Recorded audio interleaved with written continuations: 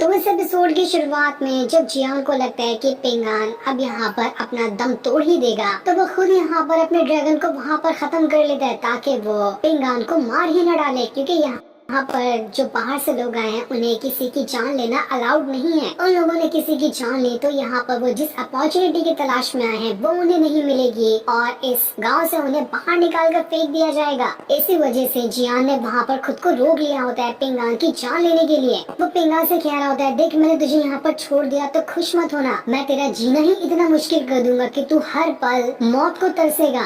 उसकी बातों से पिंगान को बहुत ज्यादा गुस्सा आ रहा था। वो एकदम घूर के जियान को देख रहा होता है। जियान कहता है, देख क्या रहा है ऐसे, अपनी नजरें उधर कर खा जाएगा क्या मुझे, ऐसे देखना नहीं। तब पिंगान उसी कांच का टुकड़ा वापस से उठा ले रहा है जिस कांच के टुकड़े से उसने गोल्डन फेरी की जान ली थी। इसके बाद तो पिंगान ने अब सीधा जियान के ऊपर हमला करना शुरू कर दिया था। वो बस लाख घूंसे मारकर जियान को फेंक रहा होता है। इसके बाद तो वो सीधा वही कांच लेकर जियान की जान लेने वाला था। वो जैसे ही 1 सेकंड के अंदर जियान की जान लेने वाला होता है, वहाँ पर हर एक चीज स्टॉप हो जाती है। ऐसा लग रहा था कि यहाँ पर किसी ने टाइम को ही रोक दिया है। जिसके बाद वहाँ पर मास्टर आते हैं। उन्होंने ही अपनी पावर का इस्तेमाल करते हुए यहाँ का टाइम रोक दिया था। वो हवा में चलते हुए पिंगान की तरफ ही बढ़ रहे होते हैं। उन्हें वहाँ पर गोल्डन फेरी भी दिखाई देती है जिसकी जान पिंगान ने अभी ले ली थी। जिसके बाद मास्टर को वहाँ पर पिंगान दिखाई देता है। अगर उन्होंने यहाँ पर टाइम स्टॉप नहीं किया होता तो अगले ही पल वो जियान की जान ले लेता। मास्टर वहाँ पर कुछ देर के लिए टाइम को वापस से पहले जैसा करने की कोशिश करते हैं ताकि देख सके कि क्या पिंगान यहाँ पर टाइम सही करने के बाद भी जियान को मार ही डालता है या फिर उसे छोड़ देता है। जैसे ही मास्टर ने अपनी पावर का इस्तेमाल किया था वहाँ पर टाइम सही हो जाता है। टाइम सही होते साथ ही पिंगान दोबारा से जियान के ऊपर हमला करते हुए उसकी हालत खराब कर देता है और उसे दीवार में फंसाने के बाद उसी कांच के टुकड़े से उसकी जान ले लेता है। ये देखकर तो मास्टर भी हैरान हो जाते हैं कि नहीं, अगर यहाँ पर टाइम सही किया गया तो पिंगान सच में जियान की जान ले लेगा। पर तब भी उनके पास कोई दूसरा रास्ता नहीं था, इसलिए वो वहाँ का टाइम दोबारा से सही कर देते ताकि इस बार देख सके कि पिंगान यहाँ पर क्या जियान की जान लेता भी है या फिर नहीं, क्योंकि जिस पिंगान को वो जानते थे वो किसी की जान नहीं ले सकता था। तो आखिर यहाँ पर पिंगान इतना ज्यादा एग्रेसिव कैसे हो गया, इसी चीज को मास्टर वहाँ पर टेस्ट कर रहे होते। लेकिन इस बार भी जब उन्होंने टाइम को वापस से पहले जैसा किया था, पिंगान जियान को बहुत मारता है और उसकी मार मार कर हालत खराब कर देता है। जियान वहाँ पर पिंगान से कहता, तुझे मुझे मारेगा, मारना, हिम्मत है तो मार के दिखा, तेरी कोई औकात ही नहीं कि तू कभी भी इतने पावरफुल बंदे के साथ फाइट करके उसे मार सके। जियान यहाँ पर पिंगान को ही गुस्सा दिलाने की कोशिश कर रहा था। इस चीज को सुनकर पिंगान के अंदर से वही इविल ऑरा बाहर निकलने लगता है, जिस वजह से तो वहाँ पर पिंगान आउट ऑफ कंट्रोल होते जा रहा था। उसे इतना गुस्सा आता है कि वो सीधा उठाकर जियान को दीवार में ही पटक के मारता है। इस वजह से तो जियान की वहाँ पर हालत खराब हो गई थी। ऐसा लग रहा था कि वो कुछ ही देर के अंदर मर जाएगा। इतनी ज्यादा हालत खराब होता हुआ देखकर जियान वहाँ पर पिंगान से कहता है, ठीक है पिंगान, मुझसे गलती हो गई, मुझे माफ कर दे, मुझे यहाँ पर जिंदा छोड़ दे। मैं कसम खा के कहता हूँ कि कभी भी मैं तेरे सामने नहीं आऊंगा। उसकी तो इतनी ही देर में हवा निकल चुकी थी। वो बहुत ज्यादा डर गया होता है पिंगान से, लेकिन पिंगान का खुद के ऊपर कंट्रोल था ही नहीं। वो जो इविल ऑरा था वो उसे कंट्रोल कर रहा होता है। पिंगान खुद को काफी ज्यादा रोकने की कोशिश करता है लेकिन तब भी वो खुद को नहीं रोक पाता और आखिरकार उसने वहाँ पर जियान की जान ले ली थी। जियान वहाँ पर मर गया होता है, जो देखकर मास्टर भी हैरान थे। वो सोच रहे थे क्या पिंगान ने सच में जियान को मार दिया। वो दोबारा से वहाँ पर टाइम को स्टॉप कर देते ताकि शायद हो सकता है कि इससे जियान बच जाए। इसके बाद वो वहाँ पर से पिंगान के पास आते हैं और अपनी पावर का इस्तेमाल करते हुए पिंगान को चेक करने की कोशिश करते हैं कि आखिर पिंगान इतना ज्यादा एग्रेसिव कैसे हो गया है। तब उन्हें पिंगान की बॉडी के अंदर से एक तालिस्मान दिखाई देता है, जो तालिस्मान उसी जी माओ ने पिंगान के अंदर डाल दिया था। उसी वजह से वो इविल ऑरा पिंगान को कंट्रोल करता था, जिसके कंट्रोल में आते ही पिंगान ने यहाँ पर जियान को इतना ज्यादा मारा। उसने जियान को इतना मार दिया है कि अभी तो ये कंफर्म ही नहीं है कि जियान मर गया या फिर वो जिंदा है। मास्टर समझ चुके थे कि यही वो तालिस्मान था जो पिंगान को इतना ज्यादा एग्रेसिव बनाते जा रहा था। वो पिंगान से कहते हैं, पिंगान इस जियान को छोड़ो और मेरे साथ चलो, मुझे तुम्हें कुछ बताना है। इसलिए पिंगान जो होता है वो जियान को वहाँ पर छोड़ देता है। टाइम स्टॉप होने की वजह से जियान वहीं पर स्टॉप था। उसकी बॉडी से उतना ज्यादा खून बाहर नहीं निकल रहा होता है, जिसका मतलब ये लग रहा था कि हो सकता है बाय चांस की जियान अभी भी जिंदा। पिंगान के मारने से पहले ही मास्टर ने पिंगान को स्टॉप कर दिया होगा। इस वजह से पिंगान ने जियान पिंगान की जान नहीं ली। मास्टर वहाँ पर पिंगान से कह होते, पिंगान तुम्हें क्या भरोसा है कि ऐसे लोग होते हैं जिनके पास गॉड लेवल की पावर हो या डीमन वगैरह हो या फिर घोस्ट वगैरह हो जो इस दुनिया में नॉर्मल लोगों के साथ ही रहते हैं। जिस पर पिंगान कहता है, हाँ मास्टर, मैंने ऐसी कहानियाँ तो अपनी माँ के मुँह से सुनी थी। वो बचपन में मुझे इस तरह की कहानियाँ सुनाया करती थी कि डीमन, घोस्ट या फिर पावरफुल कल्टीवेटर वगैरह रहते हैं। पिंगान कहता है ये सारी चीजें इंसान के ऊपर ही डिपेंड करती है। इंसान का दिल जिस तरफ जाता है वो वैसा ही इंसान बनता है। यानी कि अगर कोई बचपन से ही ईविल या फिर गलत चीजों को पसंद करता हो तो वो आगे चलकर भी उसी तरह का ईविल इंसान ही बनेगा। लेकिन जिसकी डेस्टिनी ही सही तरीके से लिखी हो और वो दूसरों का भला करना चाहता है तो चाहे कुछ भी क्यों ना कर लिया जाए वो कभी भी बुरा इंसान नहीं बन सकता। इसी तरह से तुम्हारे साथ हुआ। तुम्हारे अंदर जानबूझ के वो तालिस्मान डाला गया ताकि तुम एग्रेसिव बन जाओ, लेकिन तुम्हारी किस्मत में ये नहीं लिखा है। तुम्हारी किस्मत में वही लिखा है कि तुम हमेशा से एक अच्छे ही इंसान रहोगे। ये सुनकर पिंगान भी हैरान रह जाता है। वो मास्टर से पूछ रहा होता है, मास्टर क्या मैं आपसे कुछ पूछ सकता हूँ? मास्टर कहते हैं, मुझे पता है कि तुम यहाँ पर क्या पूछने वाले हो। वो बताते हैं, तुम्हें पता ही है ना कि ये टाउन ड्रैगन टाउन भी कहा जाता है। यहाँ पर जितने भी बच्चे पैदा होते हैं वो एक यूनिक टैलेंट के साथ पैदा होते हैं, क्योंकि आज से करीब 10,000 साल पहले यहाँ पर जो ड्रैगन गॉड था वो मरा था। उसके मरने के बाद ही उसकी स्पिरिचुअल एनर्जी जो है वो आज तक के इस गाँव के अंदर मौजूद है। उसी के बाद से जो भी बच्चा यहाँ पर पैदा होता है वो एक यूनिक टैलेंट के साथ पैदा होता है। हर बच्चे के साथ ऐसा नहीं होता, लेकिन ज्यादातर लोगों के साथ अलग अलग स्पिरिचुअल पावर रहती है। जब भी बच्चे पैदा होते हैं, लड़कियों के अंदर जो स्पिरिचुअल पावर रहती है वो उनकी 6 साल की उम्र होने के बाद एक्टिवेट होने लगती है, और जो लड़कों की उम्र पावर होती है वो 9 साल के बाद एक्टिवेट हो जाती है। लेकिन ये सारी चीजें लक के ऊपर डिपेंड करती है। बचपन में ऐसा नहीं कंफर्म करके बताया जा सकता कि कौन से इंसान के पास बड़े होने के बाद किस तरह की पावर होगी। तुम्हें पता है कि आउटसाइडर यहाँ पर अपॉर्चुनिटी हासिल करने के लिए क्यों आते हैं? क्योंकि जब भी इस गांव में कोई बच्चा पैदा होता है ना तो उसके पैदा होते साथ ही उसकी ब्लड को स्टोर करके रख लिया जाता है। उसी ब्लड के अंदर उसकी यूनिक पावर जो है वो मौजूद होती है। बाहर के लोग यहाँ पर आते हैं और उसी ब्लड को खरीदने की कोशिश करते हैं। ये सारी चीजें उन खरीदने वाले लोगों के लक के ऊपर ही डिपेंड करती है कि जो ब्लड उन्होंने खरीदा है उसके अंदर किस तरह की पावर है। वो लोग उस ब्लड को ले जाते हैं और उसकी मदद से अपनी पावर वगैरह बढ़ाने की कोशिश करते हैं। लेकिन यहाँ पर जो कुछ गिने चुने बच्चे पैदा होते हैं उनके अंदर ही सबसे खास तरह की पावर होती है, जैसे कि समझो कि ड्रैगन स्पिरिट वगैरह हो गई। अगर ऐसे बच्चे की ब्लड पावर किसी के पास चली जाए जिसके पास ड्रैगन स्पिरिट की पावर है तो वो बंदा माला माल हो जाएगा, क्योंकि उसके पास उस बच्चे की ड्रैगन स्पिरिट की पावर पहुंच जाएगी। इसी वजह से बाहर के लोग यहाँ पर आते हैं और यहाँ पर नए बच्चे जो पैदा होते हैं उनका ब्लड हासिल करने की कोशिश करते हैं। इसके लिए वो भारी कीमत देने को तैयार होते हैं। इसी को अपॉर्चुनिटी कहा जाता है। लोग यहाँ पर अपॉर्चुनिटी की ही तलाश में आए होते हैं, जो भी बाहर से आते हैं। जहाँ तक कि मेरा ख्याल जा रहा है कि तुम्हारे फादर ने भी बचपन में एक बार तुम्हारे ब्लड को बेचने की कोशिश की थी, क्योंकि वो उस टाइम बहुत ही ज्यादा गरीब थे। बाहर के लोग उस ब्लड के अंधे पैसे देते थे। लेकिन जब तुम्हारे फादर को पता चला कि इससे तुम्हारी जिंदगी को आगे चलकर नुकसान हो सकता है तो उन्होंने वही पॉट तोड़ दिया जिस पॉट के अंदर तुम्हारी ब्लड की पावर को रखा गया था, ताकि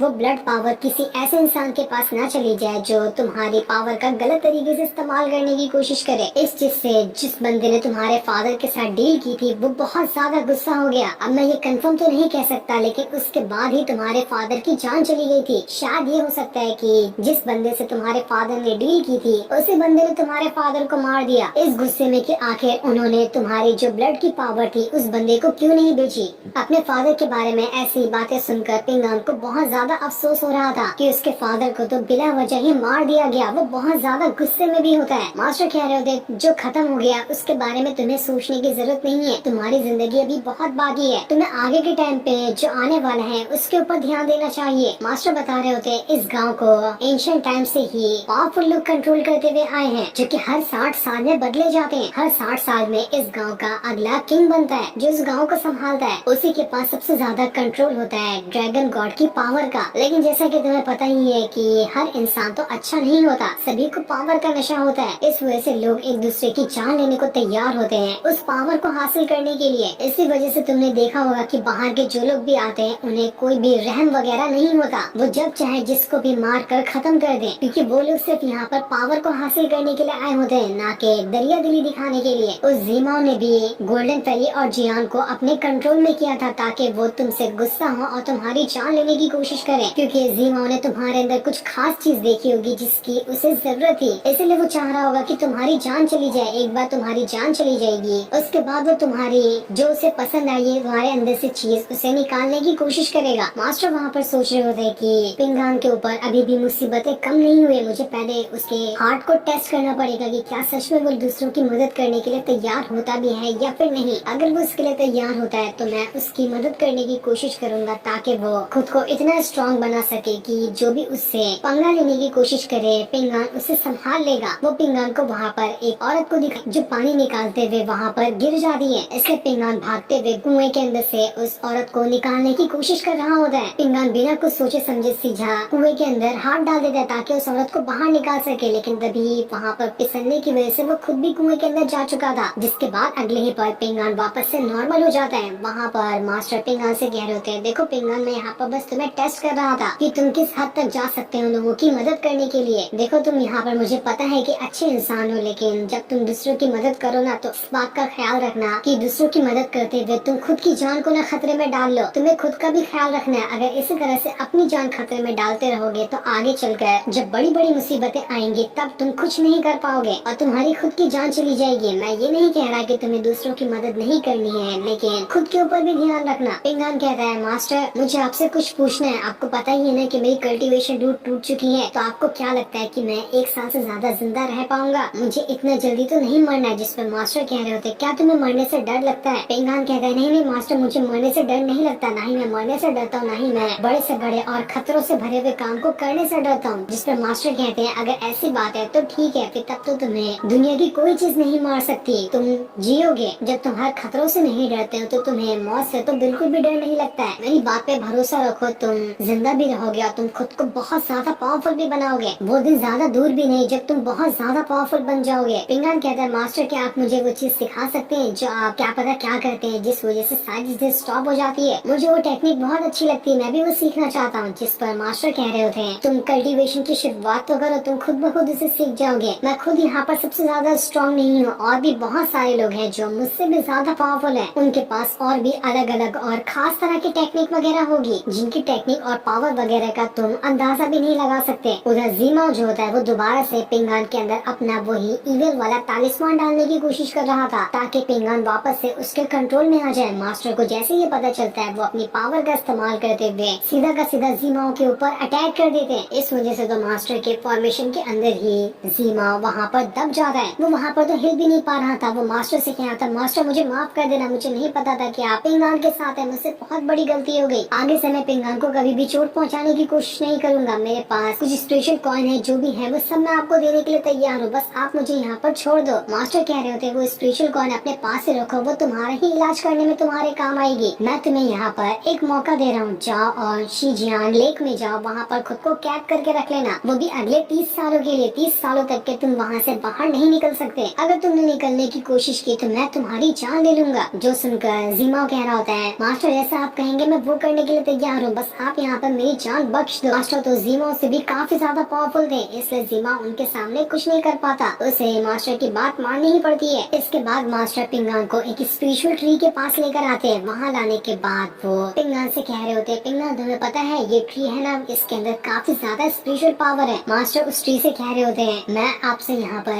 एक पत्ते की सिफारिश करने के लिए आया हूँ। मैं यहाँ पर बस आपसे ये कहना चाहता हूँ कि आप यहाँ पर पिंगान की लाइफ को थोड़ा और बढ़ा दो ताकि पिंगान और ज्यादा टाइम तक के जिंदा रह सके। अगर आपका जवाब हाँ है तो आप यहाँ पर एक पत्ता तोड़कर उसे पिंगान को दे सकते हैं। कम से कम पिंगान कुछ सालों के लिए भी और जिंदा रहेगा तो वो खुद की पावर बढ़ाने की कोशिश कर सकता है। लेकिन काफी देर तक इंतजार करने के बाद भी वहाँ पर कोई पत्ता नहीं गिरता। इसका मतलब कि पिंगान को उस पेड़ से ब्लेसिंग नहीं मिली। ये देखकर पिंगान काफी ज्यादा उदास हो जाता है। वो मास्टर से कहा था, मास्टर आपको परेशान होने की जरूरत नहीं है, फॉर्चून टेलर ने मुझे बताया था कि मैं अगर यहाँ से जाकर रुआन का डिसाइपल बन जाऊँ जो कि स्वॉर्ड वगैरह बनाता है तो वो मुझे कल्टीवेशन करना वगैरह सिखा देगा। उसके बाद हो सकता है कि मैं अपनी लाइफ को इंक्रीज कर लूँ। इस पेड़ ने मुझे पत्ता नहीं दिया तो क्या हुआ, मैं फिर भी अपनी कोशिश करूंगा ताकि मैं अपनी लाइफ को बढ़ा सकूं। तभी उस पेड़ से जो पत्ता होता है वो एक टूट कर पिंगान के पास ही आ जाता है, यानी कि उस पेड़ ने वहाँ पर पिंगान को ब्लेस कर दिया। मास्टर कह रहे होते हैं, ये पत्ता तुम्हारे पास है, इसका मतलब ये नहीं कि तुम्हारे पास जादू हो गया और तुम ज्यादा टाइम तक के जिंदा रहोगे। ये तुम्हें मोटिवेट करने के लिए है ताकि तुम यहाँ पर मोटिवेट हो और उसके बाद अपनी पावर को बढ़ाने की कोशिश करो। जो सुनकर पिंगान जो होता है वो उस पेड़ से कह रहा होता है, आपने मुझे यहाँ पर ब्लेस किया, मैं आपके लिए हर कुछ करने के लिए तैयार, मैं आपकी आपकी उम्मीदों पे खरा उतरूंगा ताकि मैं आगे चलकर खुद को पावरफुल बना सकूं। इसके बाद मास्टर जो होते हैं वो एक पिन निकाल कर पिंगान को देते हुए कहते हैं, पिंगान तुम इसे रख लो। तुम्हें पता है ये पिन मुझे मेरे मास्टर ने दिया था, काफी सालों से ये मेरे पास है। मुझे लगा था कि मुझे आगे चलकर ऐसा कोई भी बंदा नहीं मिलेगा जिससे मैं अपने मरने से पहले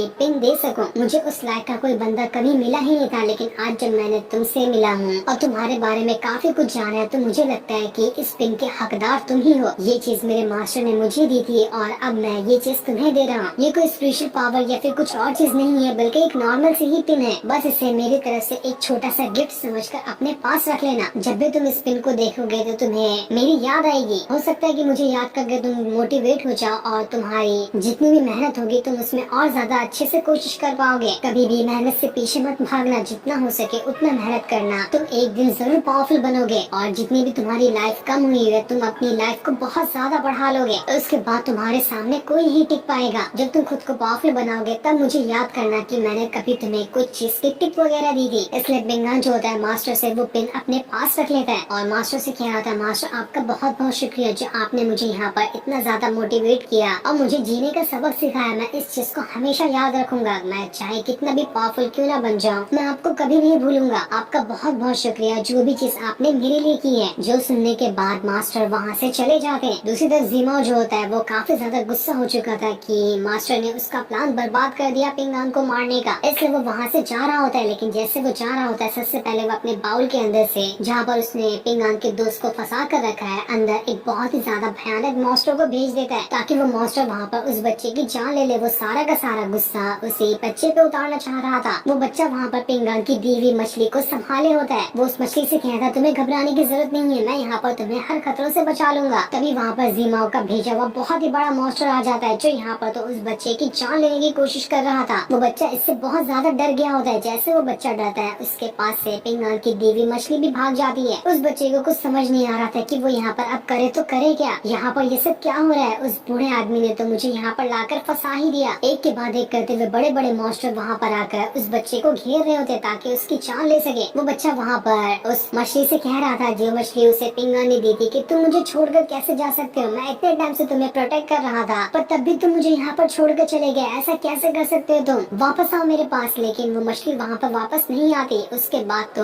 कई सारे मॉन्स्टर ने उस छोटे बच्चे को वहाँ पर घेर लिया था। वो उसकी जान लेने की कोशिश कर रहे होते हैं जिससे वो बच्चा बहुत ज्यादा डर जाता है। लेकिन वो सारे के सारे मॉन्स्टर वहाँ पर उस बच्चे की जान लेते। वहाँ पर वो मछली आ जाती है जिसने खुद को बहुत ही ज्यादा बड़े और पावरफुल ड्रैगन में ट्रांसफॉर्म कर लिया था। वो एक थंडर ड्रैगन होता है जो कि पूरे गुस्से के साथ वहाँ पर आ चुका था ताकि वहाँ आने के बाद वो उस बच्चे को बचा सके। थंडर ड्रैगन ने अपनी पावर का इस्तेमाल करते हुए जीमाओ के मॉन्स्टर के ऊपर अटैक करना शुरू कर दिया था। इस वजह से तो उस मॉन्स्टर की वहाँ पर हालत खराब हो जाती है। वो पूरी तरह से वहाँ पर फंस जाता है। वो मछली तो सच में बहुत ही खतरनाक और बड़ी ड्रैगन में बदल गई होती है जो मछली पिंगान ने उस बच्चे को दी थी। जो सीन दिखाते ही ये एपिसोड यहीं पर एंड हो जाता है। Thanks for watching.